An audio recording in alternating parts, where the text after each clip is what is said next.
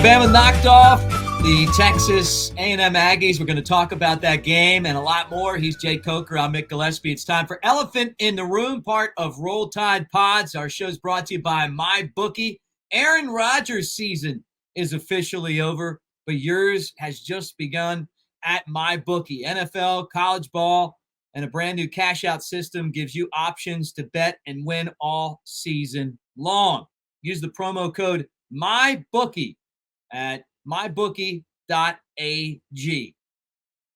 A lot of great things to talk about, Jay. Good to see you again. And I know you're feeling really happy about Alabama's win on Saturday. Well, I don't know. I'm guessing you are. I'm elated.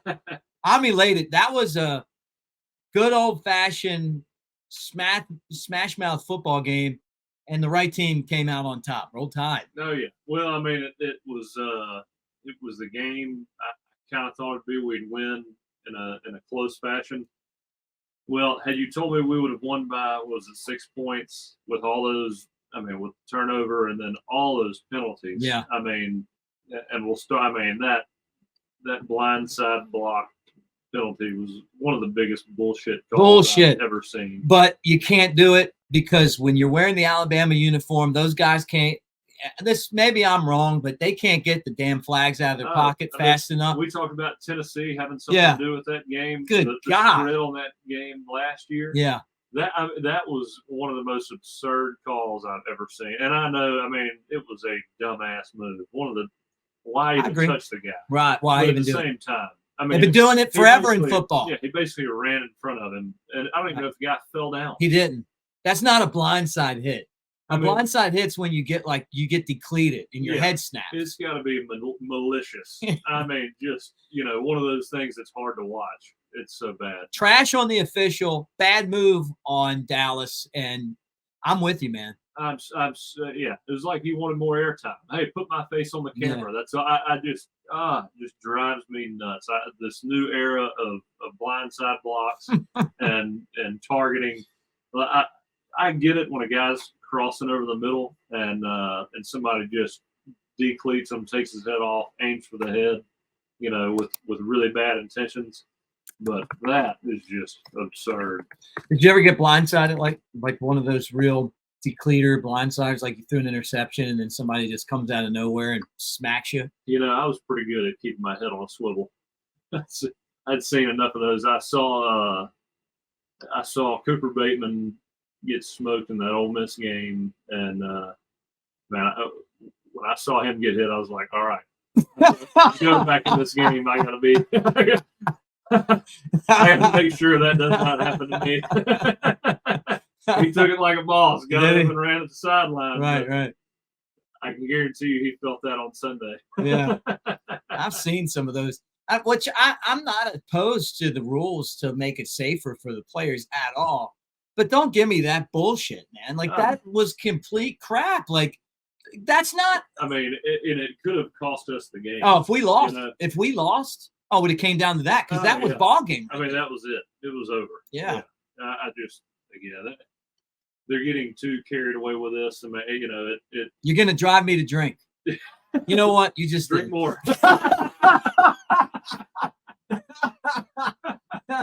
Well, sorry. This show hasn't even we're not even 10 minutes in already. Look what you just did. We're not even 5 minutes in. No, these penalties are causing, especially the helmet to helmet, they're causing games. It changes the whole complexion of the game. Auburn against the Iron Bowl in what was it? Was it last year's Iron Bowl? It was whenever Jameson Williams got the helmet to helmet. That was 2 years ago at Auburn. Yeah, and we didn't have any receivers left. Yeah, without him for the rest of the game. Yeah. And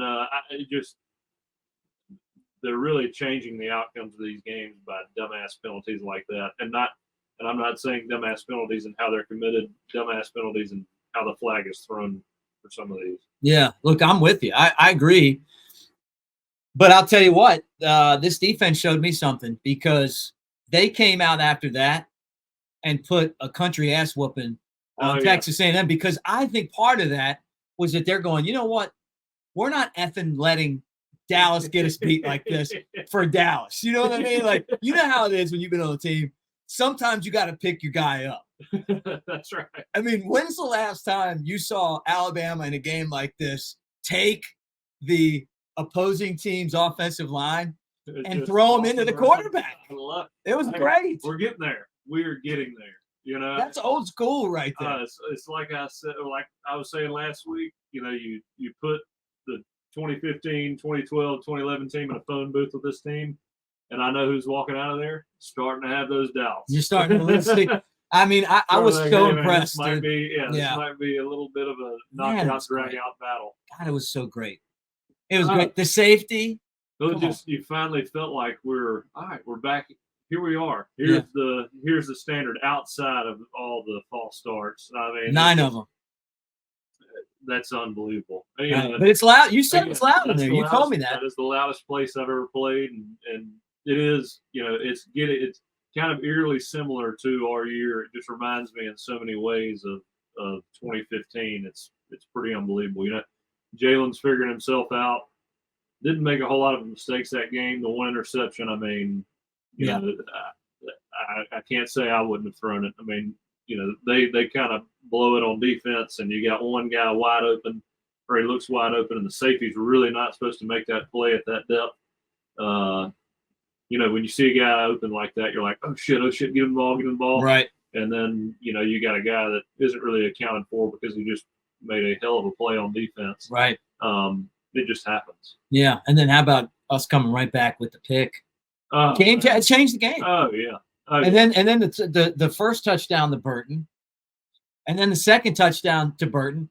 How about this, man? I mean, when's the last time I shouldn't say we. I mean, I should, but for the show, I'll say Alabama. When's the last time Alabama's had a receiver that's looked like that? It's like 2020, right? 2021. That'd be 2021, right? The year that they lost to Georgia in the national championship game. That's not all that long ago. Yeah, but it wasn't last year. No, we're not going decades back, but you know, it was nice to see. It's not Jamison Williams. It's not John Mechie. I mean, it's Jermaine Burton. This is what we thought we were getting when he transferred. He's one of these guys, typical somebody, and this isn't even my thought, but it's so good. It's just typical of this season. Like 9 catches, 197 yards, 2 touchdowns. Oh, and then a penalty and a fumble. You know what I mean? Like, it's just not quite there yet, but I'll tell you what, some impressive stuff. Oh, yeah. Well, yeah, no, I saw that was the second touchdown he had, and he's, you know, doing this. And I'm like, dude, chill out. Yeah. And then he fumbles. I'm like, you can't talk shit like that. Do that. Like, right, man. You know? That's not what we do here, man. Leave that at Georgia. I mean, I love the intensity. Me too. I do too. You know, I there has to be some appreciation for that. But man, come on, if you're going to do that, you can't make a mistake. Yeah. I hope that if there was one thing that this team would start to do better, it would just be eliminating the dumb shit. You know, don't run down the field and bump into a guy and get a touchdown taken out. How many touchdowns now these guys had called back, you know? And it's all kind of, right. It's all kind of, right? It's this penalty and that penalty. I mean, again, so stupid. It's dumb, but both sides of it even make contact. Yeah. I mean, don't give it to him. No reason. Don't give it to him. It's a touchdown. There's no question about it. Hey, Nobody's questioning him, especially that guy who's walking. I think it might have been the holder. But that guy was the guy's brother, but Johnson, right? Oh, that was Jake Johnson. Might have been, yeah. But he wasn't catching him either. No, but you can do as much damage with your mouth without even being. You can be a smart ass without even saying anything really mean. You know what I mean? Like some of the best slights aren't even like anything that's that terrible to say. Especially nowadays. Yeah, right. Yeah, like, you know. I mean, but all in all, I mean, we're talking about the negative. We have to. But man, their defense that defensive line was stout. Yeah, man. and so was ours too. There was 2 stout defensive lines. Well, going into this game, what I was nervous about was Jalen's he's gonna have to sit back there and he's gonna have to throw the ball because, you know, it looks great when you got a dual threat guy against Mississippi State or a Middle Tennessee or, you know, people that don't have 5 stars like we do. Because the difference in those teams are the front 7 are a lot more athletic. you're not going to be able to scramble and make plays with your feet the way that you could against lesser teams that don't have the athletes. Right.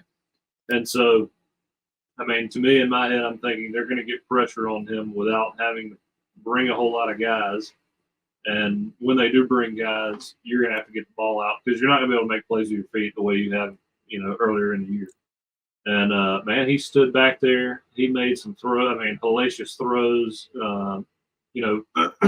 They did have, one bust that we took advantage of, but for the most part, he stood in the pocket, made throws. The only complaint that I would have is it seems like every time he's pressured and he's running, towards the sideline, I'm like, Totally. all right, well, he's going to break this time. The way he's running away from this guy, in his head, he knows he's either going to, break out of there and get a first down or gain some kind of positive yardage.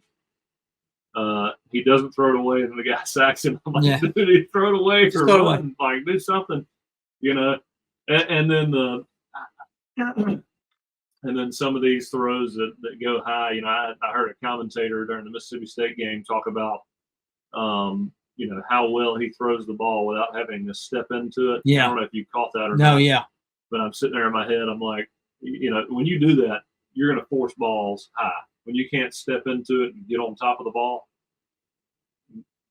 the tendency is for the ball to float high and tip balls, interceptions. I mean, it's not a good habit to pick up.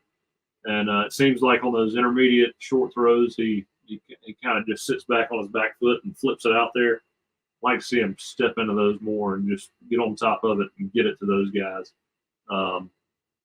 It's nice to be able to stay on your back foot and make throws, but man, those intermediate short throws, you got to get them there fast. Yeah, I mean, you got to get on top of them. It's almost more important on those short throws to make sure you have control of it and keep it low. Mm-hmm. He's getting better though. He's improving. I mean, again, I know early on in the year I was bought into Jalen Milroe, and I still think he's got a lot of potential. And he played a hell of a game Saturday. Yeah, it's a few mistakes like anybody would make, but outside of that, I mean, he's getting to the right people. He's winning games, taking some hellacious shots, and getting right back up too.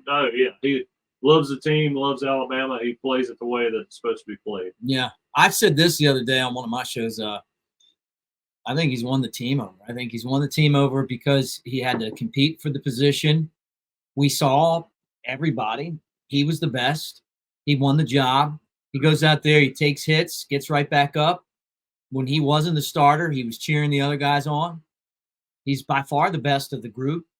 And, you can just kind of see the guys rallying around him. It's exciting. Oh, yeah. I had heard all year long that he was the guy that the team seemed to have wanted to be the guy, and it was kind of his job to lose unless he just absolutely blew it. Right. But man, he's coming in and making plays. I mean, anybody can see that, right?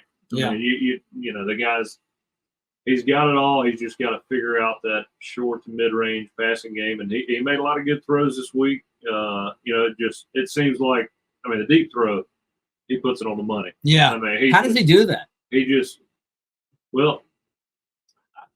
Burton, obviously, he has a pretty close relationship with. He understands a lot of those man throws. I mean, you're throwing based on, how the receiver gets off the ball, and you can kind of tell by his body language based on repetition, where he's going to be and what he's going to do. Where's the best place to put this ball?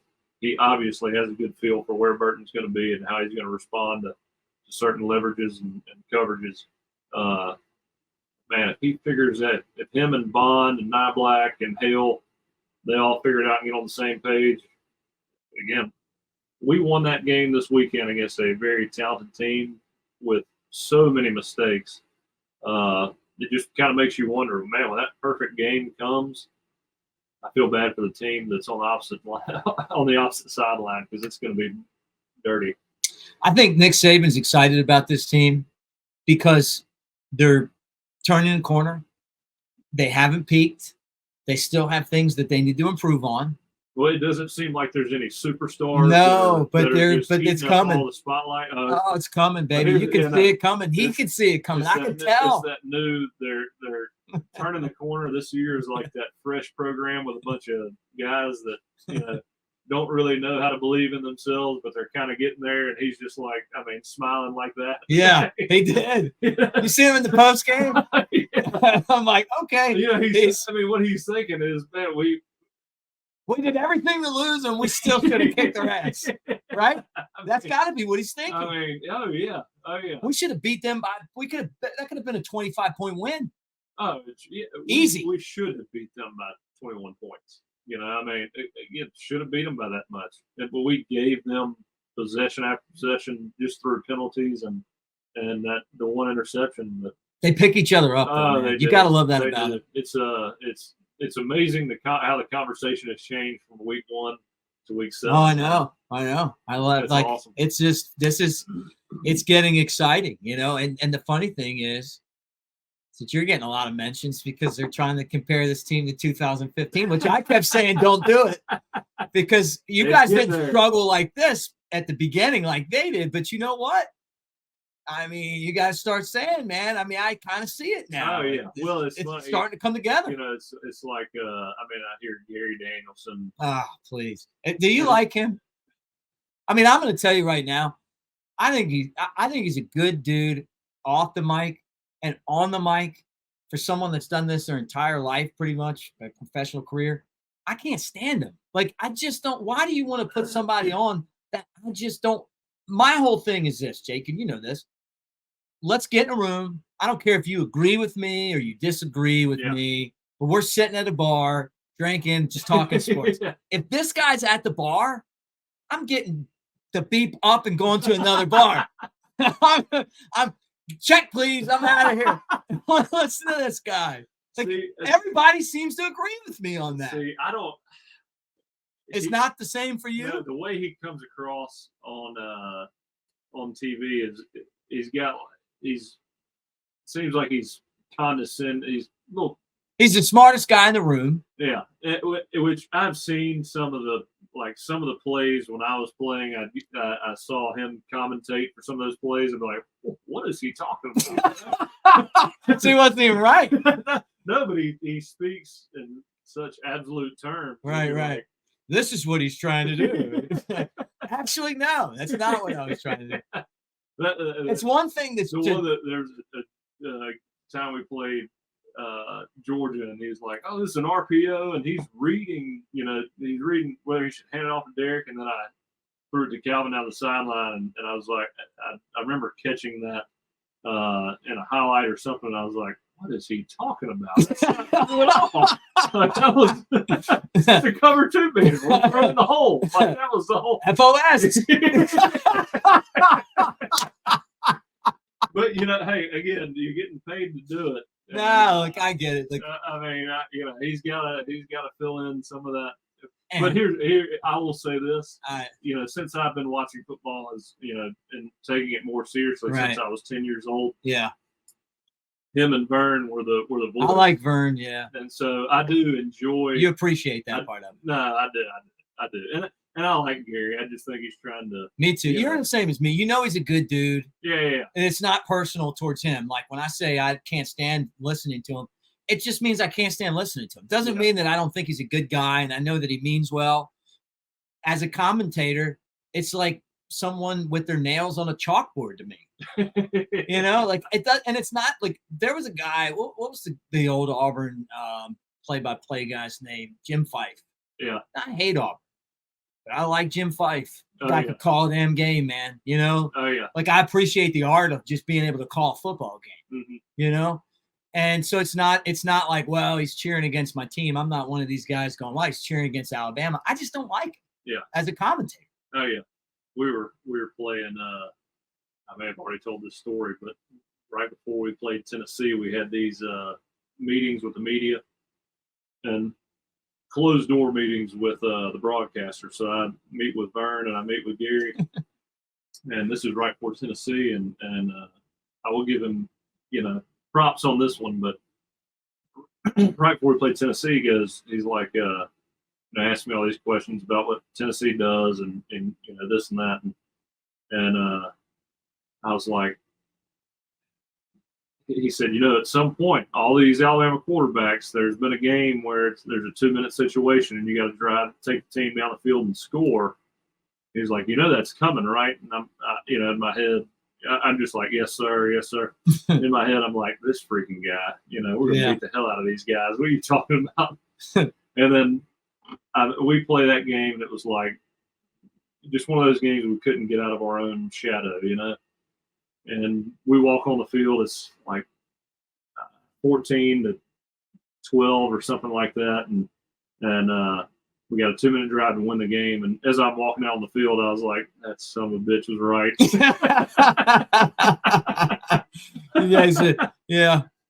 nailed that one, huh? Yeah, look, it's not that he's stupid. It's just, it's his style. I'm not a big fan of. Yeah. It's like, I just like being entertained, like I don't know. And to me, I just seem like when I'm listening to him, I just feel like it's like somebody that I just don't want to listen to. Yeah. Well, some of these broadcasters, they get all of their information from coaches, and I don't really know how much film.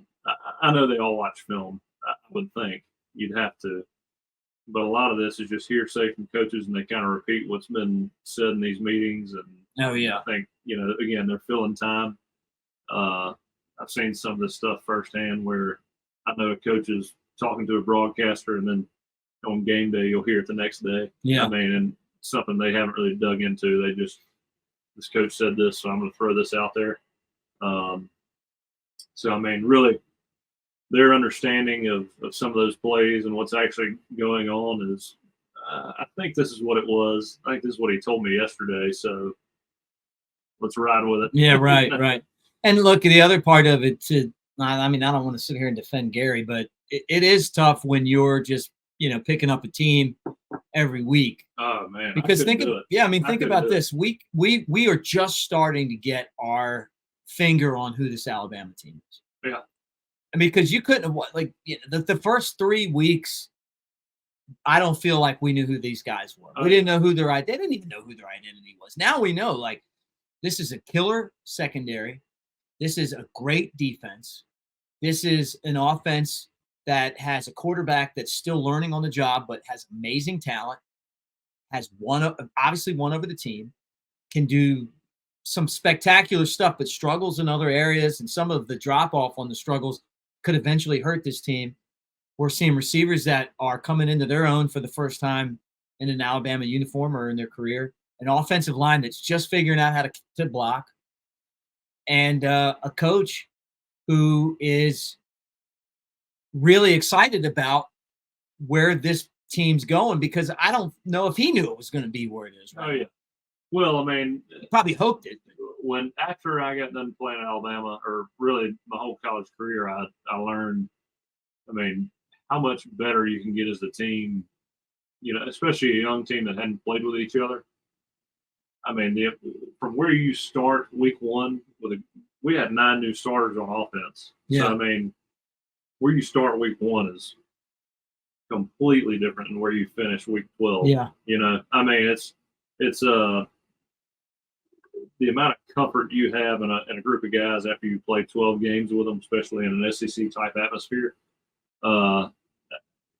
It's just crazy how much more you progress, and really as players, how much you learn, the details of the game and how you should change kind of your habits week in, week out when you see certain looks, and being comfortable with those changes amongst the whole team. Yeah. As a whole, it's week one Alabama is not going to be week 12 Alabama, especially when you got that many new faces on that offense. Yeah, no doubt. I thought it was a great win, though. I was really excited about this one.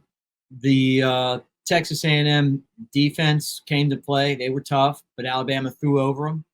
Milroe, I thought, played a breakout game in my mind. Maybe he made some mistakes, but it still was a breakout game. The penalties they seemed to come in bunches. It was like 3 in a row, here and there, but they overcame that. They overcame the mistakes.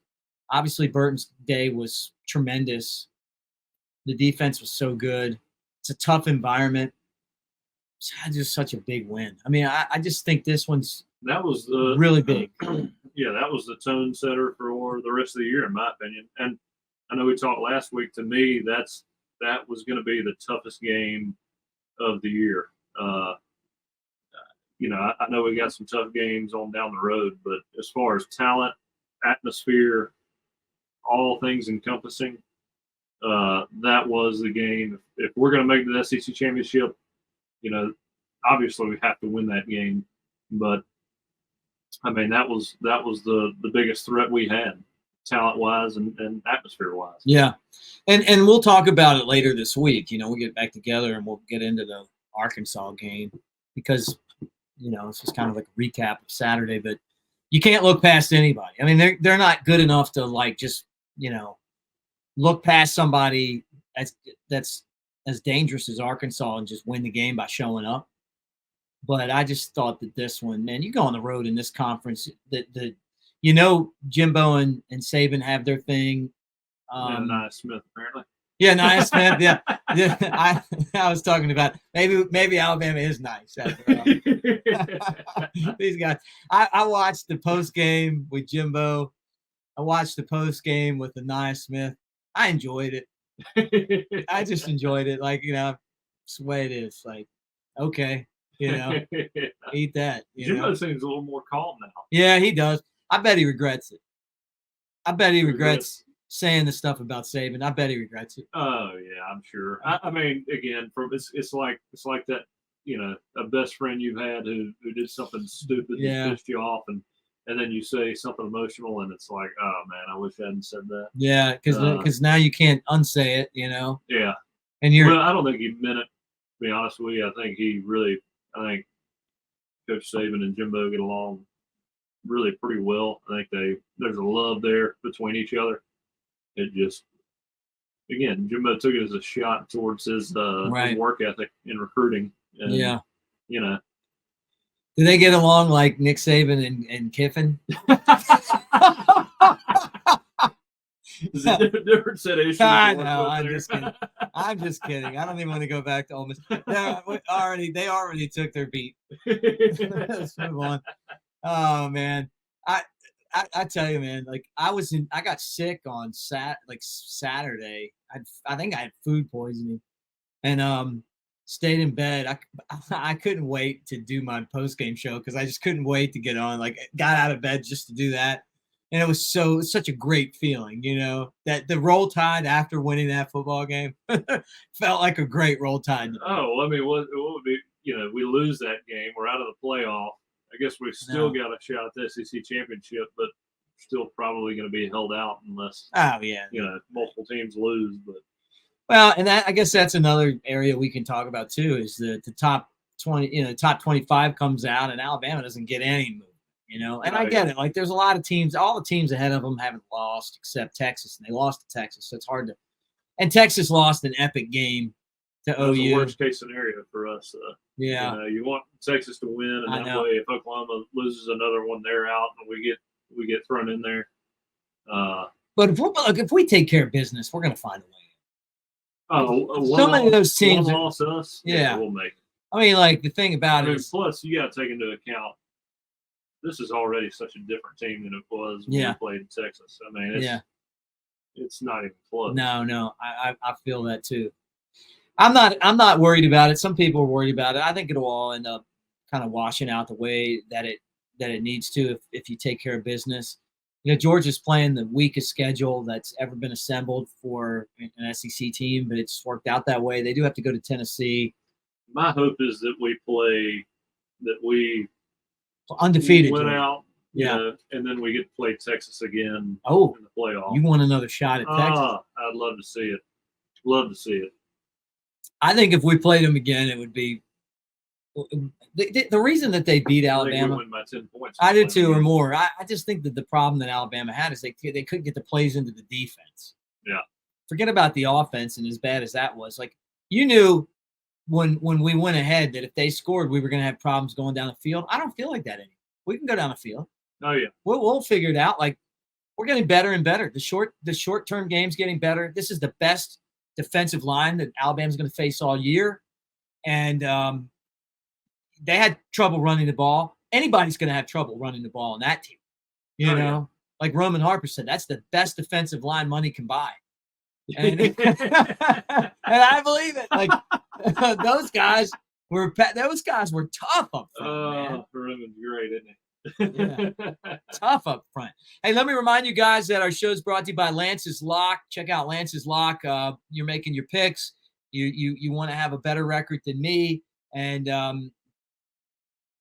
mean, I know it wouldn't take much, but just trust me, you know. You want to have a good record, check out Lance's Lock. He's one of the best handicappers in the business, and he takes care of college football and the NFL. He does baseball. He does it all. He was telling me he's got like 12 TVs going at one time at his house, man. He's just like a computer of stuff. So lanceslock.com, but I have nothing but love and respect for him. And man, he's so good at the handicap game. It's crazy to me how some of the best people in the handicap business didn't play a whole lot of football. Sometimes they don't even understand coverages and personnel, but they just understand how Vegas works. Yeah. And you know, recognize lines when they see them and can pick winners. Yeah, he's great at that. And we appreciate Not that I'm saying, Lance, I'm not saying you don't know football. No, I know what you said. No, you're not. You know, we're pointing to him. You're just saying like, hey, man, he's really good at this. People that understand Vegas and lines are better at gambling than. I mean, if you took Kirk Herbstreit's picks versus Lance picks, I'm taking Lance's all day long. Yeah, right. Me too. Yeah. No, I mean, I did a show with him last year, and we picked games every week, and he's really good at it. Like, you know, and his logic. And this is something that you and I were talking about. I had baseball for the first 4 weeks of football. Yeah. And my picks were shit, you know. And now I'm able to sit there and watch more games, and I can really dig into it and everything. Even when I don't win and I lose, I don't feel like I'm just getting blown out. I mean, I feel like a lot of these games are really hard to handicap, and a lot of the things I thought were going to happen happened. Yeah. But the score just didn't turn out the way that I thought. You know what I mean? Like, I don't always feel like I took a loss if I had a good idea what was going to happen. You know what I mean by that? No, I mean, it's like if you took Missouri this week, you took the right side. Right. I mean, a pick six there at the end. I mean, you know, it was a close game up until Missouri just blew it. Right. You know, I mean, I took LSU. Was it right? Yeah, I know. But you know, I know what you mean though. If you took Missouri, it's not like you just got blown off the field. It was that close. Yeah. It's like a razor. Yeah. Oh yeah. I mean, to get a cover like a bad beat like that. Bad beat. No. I'm going to tell you the worst beat. It might be one of the worst beats that I've seen in a long time. And I got to tell you, I loved seeing it, Jake. I loved it because it was Christian Leary, who's at Alabama, who's at Georgia Tech now, and he catches the walk-off touchdown because Miami's coach, Cristobal, didn't take a knee and just win the game. Like, they run the ball, the guy fumbles, they get it, one play, touchdown, and that's how the game ends. The worst part of all of it. That's a bad beat. That commentator that was like, what are they doing here? He was right. Oh yeah.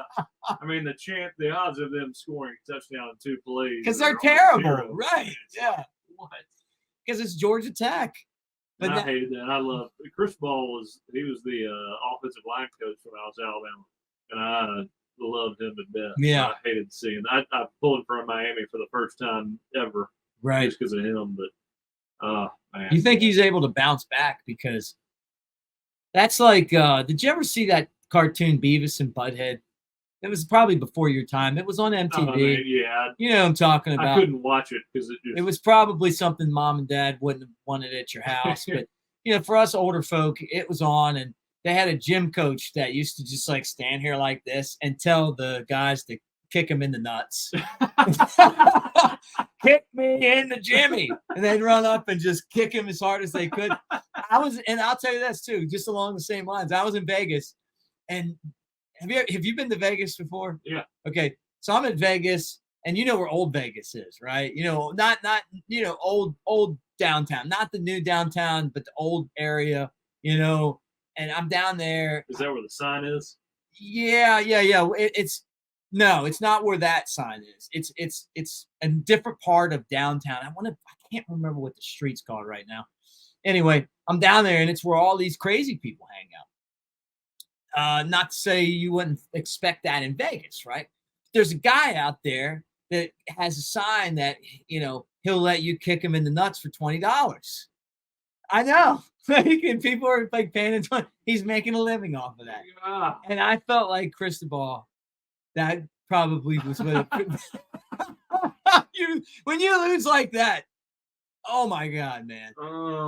That's a kick in the nuts. That is one hell of an analogy. Yeah. You feel that though? Yeah. I mean, they were undefeated. They're going to be 5-0. They beat Texas A&M. They're in an ACC where I'm looking around and I'm going, you got a chance here. Like you're sneaky good. Now you're dealing with 3 other teams that are undefeated. They don't even play each other.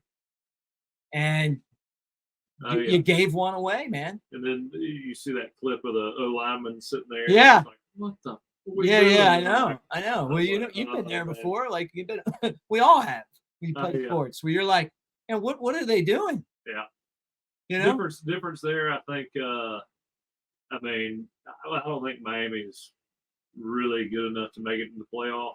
I think they're good enough. Not anymore. They're not. I think they're good enough to win 10 games, and probably would have had it not been for that game. But Coach Cristobal, he's a good high character guy. He's gonna take full responsibility for it. And, talk to his team about it. And it's hard not to follow a guy like that. So I think he gets better from this. But man, that was brutal to watch. Fremont Street. Fremont Street. Yeah, Fremont Street. Yeah. So if you're down there, Jake, and you're going, man, I don't even get this analogy. Go to Fremont and bring $20. Bring your 20 because he only takes cash. If I lose a lot on the blackjack table and I'm pissed, I'll visit Fremont Street. You can't miss the guy. That was one of the takeaways I had last time I was in Vegas. I was like, I had a great time, a really great time. The other, I don't know. I bet his career is a little bit shorter than an NFL running back's career. Yeah, you think so? I mean, it sounds so crazy, but it's true. Somebody watching is going, man, I saw that. Somebody might have even paid him the $20. I didn't know. I didn't just. I mean, if you're going to pay somebody $20 for something like that, I don't even know. You give it like I feel like if somebody's doing that, I just want to give them 20 and let them. Dude, you don't want to give him a Will Riker?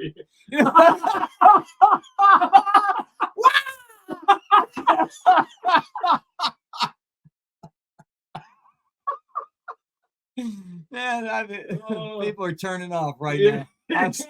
I'm sorry, people. The old Janikowski. This was a boat day, man. Not 100%. No, you know what I mean, though. Like, I just don't. That's just not who I am, man.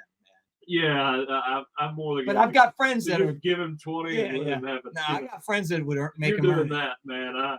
They'd make him earn it. You try. I mean, I could. That's how it feels for Miami right now. But look, for Leary, good for him, man. Great catch. Touchdown for him. That's a bad beat, though. That is the essence of a bad beat. What was it? 2.5? I don't even know, but just to lose like that, I was watching Talia and Maryland. They came out. They were playing toe to toe with Ohio State. They just couldn't score. Yeah. And then they ended up so one of my friends is texting me because I like Maryland. That's one of my teams. Yeah, hometown. Yeah, one of my teams, right? My old school. And I'm like, yeah, when they played that well in the first half and was like tied at halftime, I'm like, yeah, they're gonna get their ass kicked. And then they had a 19-point spread and lost the spread by 1. It's so crazy though how Vegas is amazing at being able to do that, right? 19, so of course we're going to lose by 20. Oh, yeah. Well, it's almost like when they're wrong, it's on purpose, too. Yeah. The public was on the wrong side. Right. Maybe yeah. Which, and let's get into this, too. This whole thing with Milroe and was he hurt or not hurt and all this stuff, like I had Kenny White on my other show and I'm like, what's going on? And he's like, well, there's a guy in Boston that handicaps games, and he gets information, and he's saying that Milroe's not playing. And last week he had that, some NFL quarterback wasn't playing. It might have been Bryce Young. And so he said everybody bought that. Everybody bid on that. And that spread went from 7 to, when it opened up again, it was like 4.5. And then it went all the way down to 1. Well, then Saban was like, no. And everybody I talked to, and we all have our people. They're like, the guy had a great, not only did he practice, he had a great week of practice. And the spread went back to 2.5. Crap, man, I don't even get that shit, man. Like, that is so weird. Let me tell you, if I was to tell a bunch of handicappers that somebody was hurt and they put a lot of money on it, in response to my insider info, and I was wrong, I'd have some armed security around me at all times. You'd be like the guys in Lake Mead. You see where Lake Mead's like the water levels are going down, and they're finding all these like mobsters and trash cans and stuff from like the 70s and early 80s out in the desert. I mean, can you imagine? No, I can't because I just didn't understand it. I don't get that, man. Like, I just didn't understand where all that came from. The whole week, because you had actually made a lot of reputable people saying that, Texas A&M was going to win outright. Right. And I'm sure that had something to do with it. Because why else would you ever say that? Well, I'm watching the whole game. I thought it was a pretty good line. I thought 4.5, which it would have been right there. It was a pretty good line. It would have been right there. But to just throw everything you got on A&M just didn't make any sense to me. No, I'm with you. Like, I'm just like, we'll find out eventually. Honestly, at first, when I saw that line, I was like, oh, man, A&M might be right. And then I saw everybody jump on A&M, and I was like, Yeah, right. Which is, you're looking for that. Yeah. You like going against the grain. I like going against what I believe to be true. That's a winner for you, right? If I did that, I'd be 13-3 right now. So I get it, man. I'm not even arguing with you. I get that totally. That's so fucking funny. Because I know exactly what you're saying. They'd be smart enough just to know, like, put all the thoughts. Oh, yeah. And then be like, okay, I'm going the other way. Well, for years you've watched, and not up until the last couple of years have I paid attention to Vegas lines or any of that, but you watch the Herb Streets. I'll throw Desmond Howard out of that because he's putting A&M in the playoff last year. But Herb Street and those other guys who, I feel like they do know football and they understand personnel, and when they pick somebody, usually, if they're picking the line, I bet they would be wrong most of the time if they went with their gut. Right. And again, a lot of times they're pretty right, but when you find those lines that just don't make any sense, Georgia, Kentucky, to me that you just didn't buy that one at all. Georgia 14.5 after coming off of Auburn and almost losing. Right. Everybody's going to pick Kentucky, but it's home and they're focused. I can sleep better taking a big bet on Kentucky the night before. So I take Georgia because I know it's something that I'm uncomfortable with. Oh, it's so funny, man. All right, do you need a beer? You good? I'll take a Coors Light. Coors Light. All right, I'm gonna get me one too, but I'm gonna go Bud Light today. I hear you. Yeah, we'll just switch it up while you're over there. But going to light stuff. There you go. Did you know that they came in orange flavor? All right, let's get back on track here before everybody tunes us out. Looking back at that football game on Saturday, how impressed were you? I was more so impressed that we played. And look, A&M, they're not there yet as a program. A few years, I think, with Petrino there, Jimbo there, I think he's really finally getting that program where they need to be. I think they can beat anybody in the country on any night. They got players. But for us, again, like for us to beat them the way we beat them, as bad as we played, I mean, we executed what we need to, like a team that can win games, knows how to make plays and win games. But to beat them and have those kind of mistakes, and just again, week 10, we're firing on all cylinders. We understand, communication, and we're not jumping off sides or false starting 11 times a game. We could beat anybody in the country. That's how I felt too. That's what I think. That's why Saban was happy. We beat them half cocked. Yeah, I mean, it's chicken cock whiskey, LT, the rye. Like I listened to the next round. No, I hear you, man. We did. Like it was. I just felt like this was a really big win for this team. Yeah. Well, I guarantee you the odds for Alabama to win the national championship now are a lot lower than they were, or higher, however you want to phrase it. I guarantee you're getting a lot less money back. Oh, yeah. Right, I got a buddy named Chris Coleman, and he said that when they lost to Texas, he loaded up on Alabama the next day. Oh, the one lost Alabama team. But the day after, when ESPN's like buried Alabama, Paul Feinbaum's on his show, and he's talking about the end of Nick Saban. Well, which he's done like 50 times over the years, and then he'll 2015. Yeah, he'll circle back around. And Travis. And, he'll circle back and be like, I didn't mean it like that. But, yeah. Oh yeah. That's just what makes him him. I mean, I've been known him since I was a college student. Yeah. Joel Klatt, Hurd, Colin Cowherd. I mean, they all do it, but sensationalism. Yeah. You can't count Nick Saban out. Well, that's what frustrates me is like you watch those games, and I did hear Joel Klatt talking about how it was unfixable, and the reads that Jalen was making. I don't know if you can fix that. And it was like, dude, this is, again, you played quarterback. You know how it goes. Just the first few starts of his career. Yeah. I mean, he's got to have time to figure it out. Right. And I heard him say that too. And I honestly, I think he's great. Yeah, I'm with you. Like, at the time, I wasn't really sure myself. But I can't stand the short. You believed in him from the beginning. Yes, I cannot stand. That's what I loved about being in here with you. You've been from the beginning.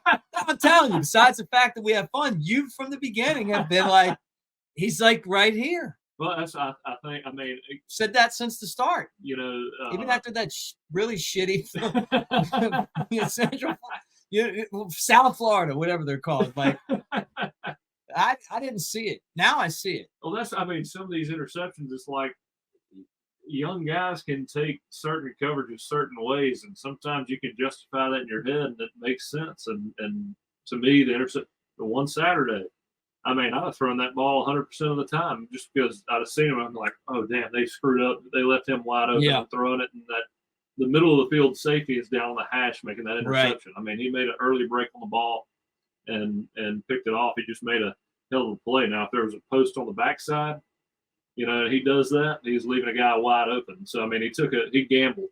It is what it is. But, young guys make mistakes. He started 8 games now. Is that right? Yeah. I mean, the guy. Again, the only complaint I've had really is the throw the ball away and try to hit those short and intermediate routes and step into the ball instead of kind of leaving it high. But those are small things in comparison to what he's accomplished already. Yeah. Yeah. No, I'm with you, man. I'm watching this right now and I'm going, man, there's a corner being turned. Oh, yeah. But there's some tough games. But you know what? They're at home. And all of a sudden, it's like you got 11 o'clock on Saturday. We can debate whether you like 11 a.m. or not. Look, I know this is Auburn's time slot that we're sliding in. And, I mean, that's fine. We're going to slide into Auburn's time slot this week. But especially during bowl season. Yeah, right. They usually have an open spot, 11 a.m. at Legion Field. Yeah, right. Right. Yeah. Somebody's got to play Memphis, right? Like, what I love is they could play in Mobile. They could come down here and play. Come on, man. To LA. We'd love it. One of the best bowl games I ever saw, not to digress, was the only time I went to a bowl game there. I saw Byron Leftwich and Marshall come make this incredible comeback against Eastern Carolina. Yeah, I was there, man. And I'm a Marshall fan. Like that's another one of my teams, Yeah. And I love Byron Leftwich, and man, that was such a fun atmosphere. Byron Leftwich was a great game. He was in Arizona when I was there with the Cardinals. Really? And he was, again, I wasn't with the Cardinals long, but meeting him and just spending time with him, he was one of the best guys I've met in football. Were you? Great guy. Do you? What grade were you in when that game happened? I mean, make me feel old here, please. Probably in the third grade. Don't tell me that. Okay, we're not doing this anymore. I told. Forget it. I told when I was like, again, I was in like third grade when Carson Palmer came to the Senior Bowl. Not doing this anymore. No more beers for you. Carson Palmer practiced in the Senior Bowl, and I was like in the third grade, still just picking up football. And then I'm in Arizona, and he's been there for 12 years. He's been in the league for 12 years.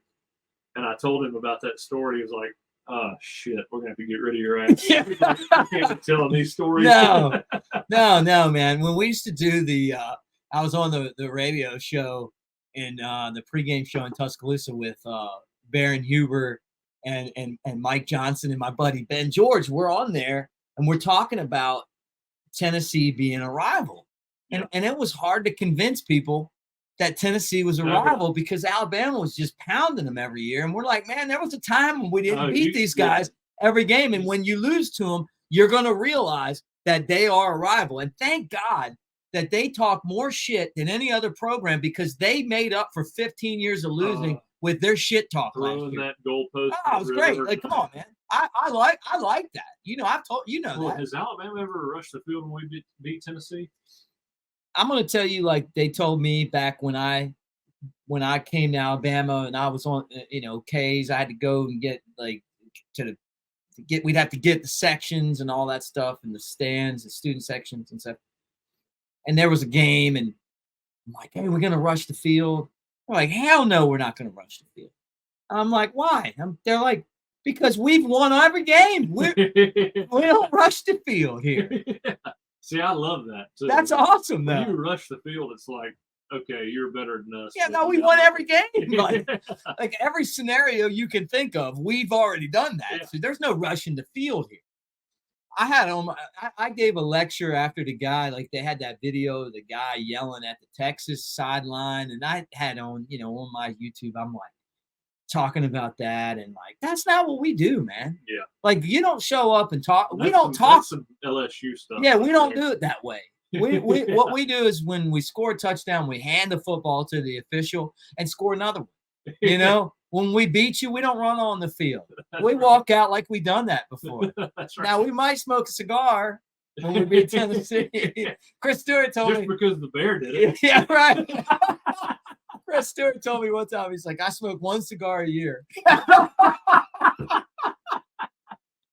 God, he's so good, man. I'll be honest, like I really like him on play-by-play. I love Chris. He's gotten the football thing down too. Oh yeah, because he's been doing the road games. Genuinely love Chris. Yeah, he's a great. I know you do. I mean, you told what was Holly Rowe? You were like, no, I'm talking to Chris Stewart. Right now. Famous moment in Alabama history and Chris Stewart history. Well, I didn't know it was that big a deal, and he was like, "Man, thank you so much." And he's my boy. And man. I didn't know. I really didn't know it meant great that dude. I didn't know it meant that much, but I had known Chris, ever since I got to Alabama, and he's one of those guys that, as a player, of course, I'd heard him growing up. Yeah. But, when you know that the broadcaster has your best interest in mind. Yeah, as a player, he cares, man. Like, he kind of has a different relationship with the players from my point of view. But when we beat Clemson to win the national championship, he came up and he was interviewing me, and Holly Rowe came up and I loved Holly throughout my college career too, and I think she's great.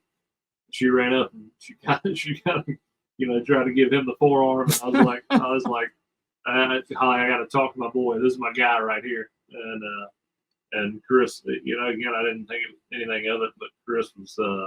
He's like, man, thank you so much. It meant a lot to me. It was cool that it meant so much to him. Yeah.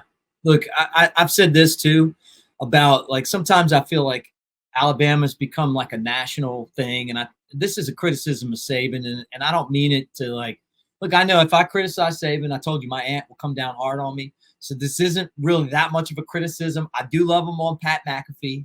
Okay. I do. I'm not going to lie. And if he's on Dan Patrick, I like all that stuff, but you got to take care of your local people, man. Like, because when things go wrong, talking to the national media isn't going to make things better at home. It's taking care of the guys that cover you every single day, man. Like, because they're the ones that are going to talk to the people that that are basically your real fan base. Yeah.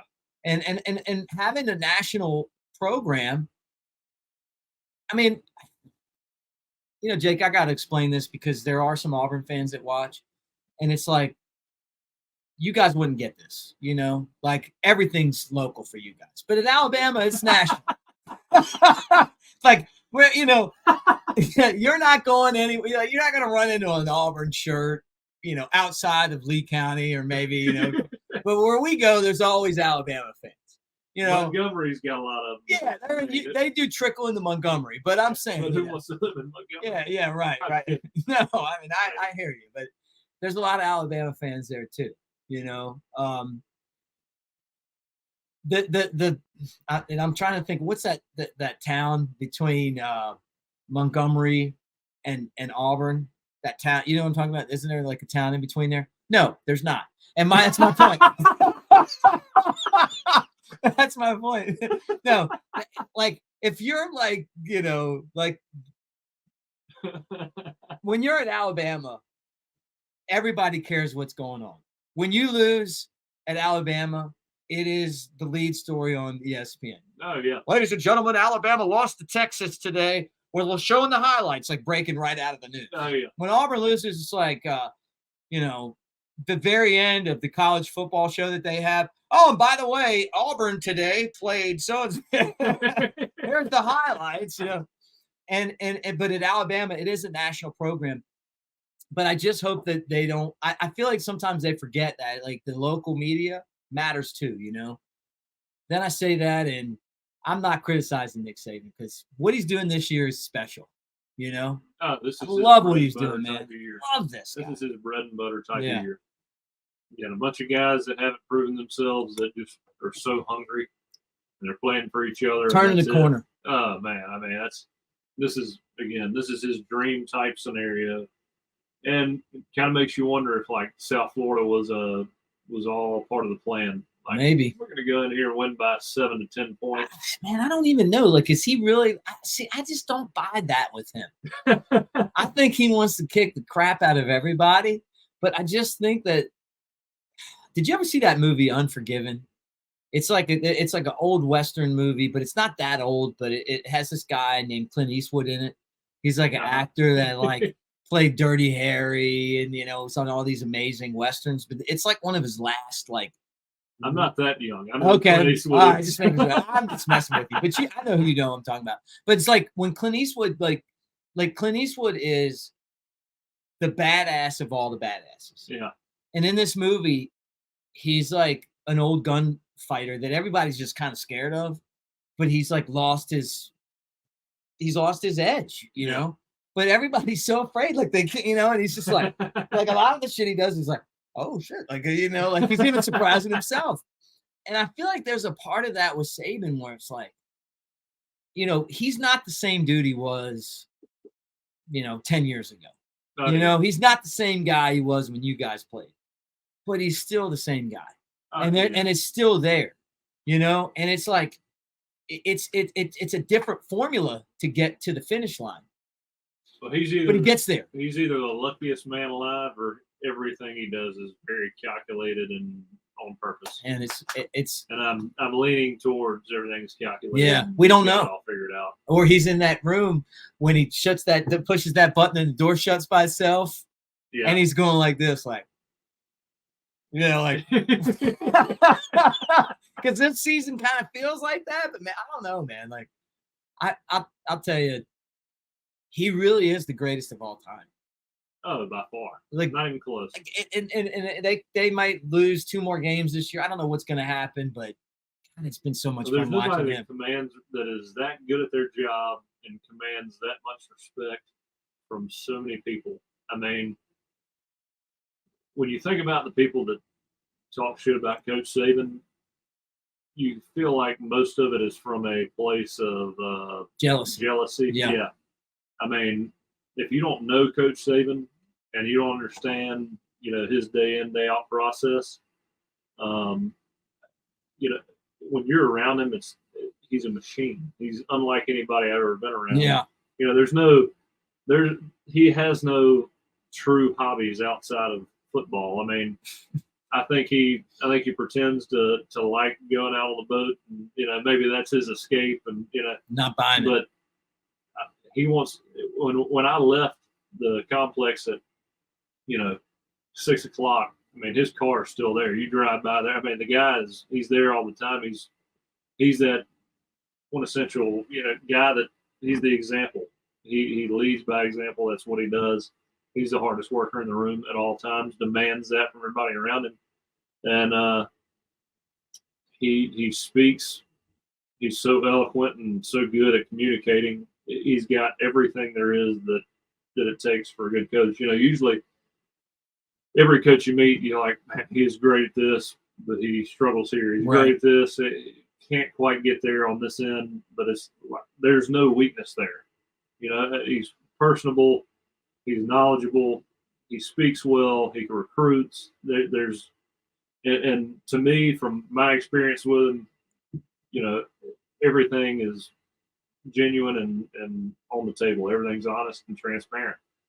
And I don't think anybody else is capable of doing that. Mm-mm. And I don't think anybody will ever be able to match his performance. No. I just thought, especially and now with NIL. Oh yeah, man, and everything else. They make it to where they want, like they want to make it easier for the programs that struggle to make, where they can basically buy themselves out of not being as good. Yeah. But the guy, the biggest compliment I can give him is when I lived in Tuscaloosa and you were having all the problems and with the economy and the housing bubble and all that stuff. I mean, we didn't have any of those problems. Yeah. Because Nick Saban keeps your property value. I'm not even lying about that. I said that on the air constantly when I was on Tide doing the show with Ryan Fowler. Oh, yeah. I mean, what's good for Nick is good for Mick. That was my saying. No, I mean, look, if you want to, if I was talking to recruits about Coach Saban, it would be, I mean, if you want to play year one, fine. I mean, go somewhere else and somewhere where people are going to keep you happy. If you want to get paid a lot of money, go somewhere with a lot of backing that's going to pay you to get there. But if you want to be the best player and be the most complete person, you go play for Coach Saban. Right. Great advice, man. All right, 2 minutes. Let's do our 2-minute drill here. And I guess I just want to know your game balls, man. Who were your players of the game? Well, Jalen and Burton, they're definitely getting it on offense. Downs, he's getting it on defense. I think that was the key pivoting moment of the game. Yeah. That, without that interception, I don't know if we win that game, to be honest with you. Yeah. It was such a momentum change. Had they scored, gone up 10 to 14 points, we'd have had to dig the hole out of and a lot less time to do it. Yeah.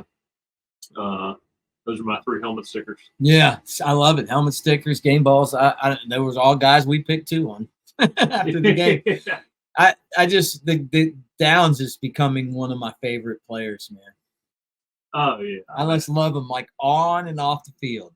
You compared him to Deion Sanders, and I'm starting to get on the same page. Well, and I said that, and everybody was like, but kind of held back. But if Saban looks at you and starts like saying, "Hey, this guy could be the best at," or that's because he doesn't like doing comparisons. He doesn't like that. And to make that interception, I mean, it's a hell of a play just to bat that ball down, but to actually pick it off. Wow, it's beautiful. I mean, and trailing a guy like that and to cut the corner or cut him off and make that pick. I mean, it's just athleticism, understanding of, body control and coverage and knowing how to attack. That guy seems to be a Mika Fitzpatrick-like. Yeah. Yeah, no doubt, man. I love this defense. Hopefully Malachi comes back. I know he's got an ankle, some kind of twisted ankle. What happened? I saw the play. I mean, he was like in the middle of a tackle and, it looked like his cleat got caught, but it didn't look too bad. Yeah, I was about to say it didn't look as bad as like he didn't get rolled up. No, it wasn't. No, but we've both had ankle injuries. I know you have. I know I have. They suck. Yeah, and to play corner and run 8 miles and 4 hours during practice or during a game, I mean, that's not happening. I just had one happen at the after-work basketball game a couple times. I thought you I fell down the stairs before, man. I got to thank for those of you that have stuck around this long, the Floribama came to my rescue today. Ran out of gas on the boat, and it's because of these digital these digital gauges that tell you how much gas you had. Like I was supposed to have like 13 gallons, and I didn't have any gallons. So they came to my rescue. So I'm gonna tell you right now that I'm shouting them out every show I'm doing for at least a week. Steve, this guy Steve came to my rescue. Love them, man. Place. I love that place. Love it. If you've never been, let me tell you, it's the best bar in Alabama, best bar I've ever been to. It is. So LT was on my show on Friday, and he was like, he wants to do a home and home. Like he comes down here and does this show with us. Oh yeah. And then we go up to his house and hang out and do some shows with him. Do it. I said. He said he's got 12 TVs and a pool, and I'm like, oh, count me in. And then I know he's a good time. Oh yeah, he's a great dude. My kind of college football Saturday. That's a home and home that I'm looking forward to. All right, guys. Look, we appreciate you guys being here. Make sure that you guys share our podcast if you like it. Tell your friends about it.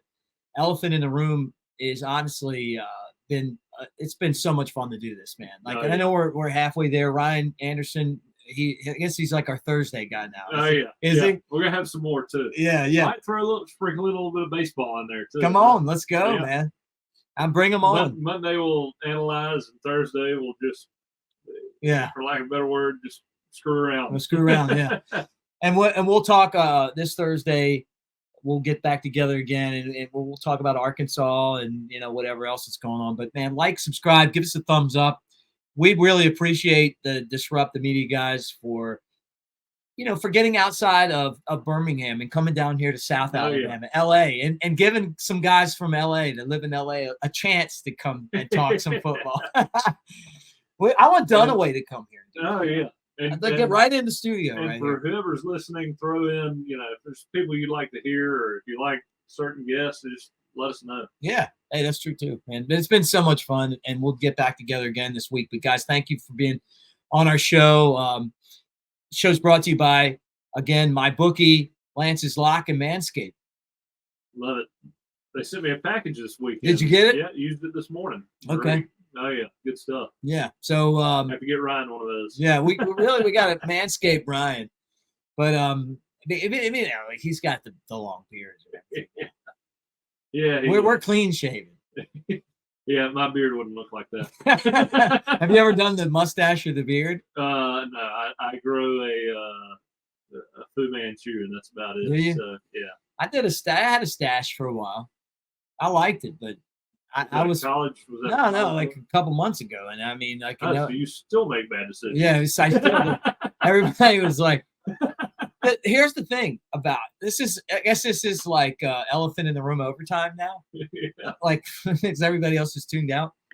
The thing about mustaches, Jake, is that 9 out of 10 don't like it, but the 10th loves it. I'm going through the line at Freddy's to get an ice cream, and and the lady handed me my ice cream, like she was mesmerized by me, and it was the mustache. It's true. It's true. It's when you catch the right person with the mustache. Like I'm not Dale Senior, When you have Tom a mustache, you're about like that guy on the Vegas Strip asking for $20.